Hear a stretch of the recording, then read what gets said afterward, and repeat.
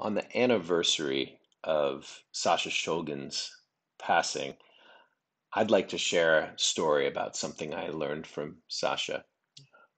In his final years, he had dementia, and it was, I'm sure, very hard for him and his family. But I had had some experience with other people with dementia, and there was a marked difference between them and Sasha, which is that it seemed that Sasha didn't lose his capacity to experience joy and his sense of humor through all of it. And I suspect that that's because of all of the exploration he's done with psychedelics, in that he doesn't hold on to the stuff of this world or the stuff that most people think they are.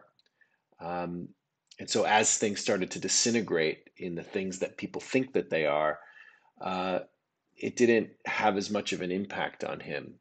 And so, and it's an interesting story. I was sitting there and at a dinner table, and there's this beautiful painting by this guy named Dean Chamberlain who creates these light paintings. And it's a picture, photograph slash painting of him and his wife Anne sitting underneath a tree. And I said, Sasha, this is so beautiful. When was this taken? And he looked at me and he shook his head and he's just like, I don't know. And there was a way that he did it that was kind of like said to me, oh, you people that think details like that matter.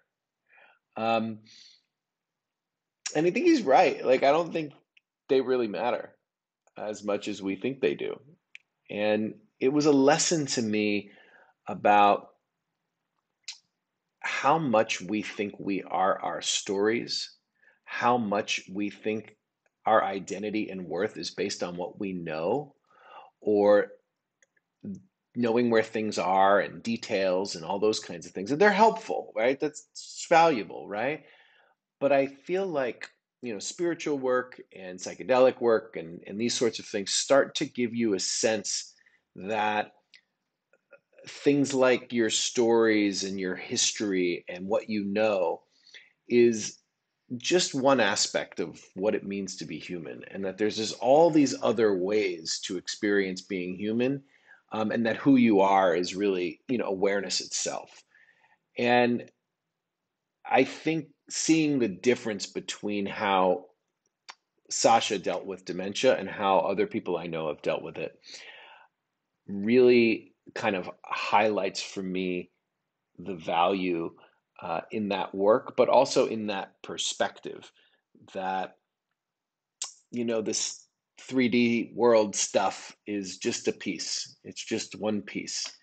And there's a whole other world out there of ways to orient to yourself, ways to orient to experience. And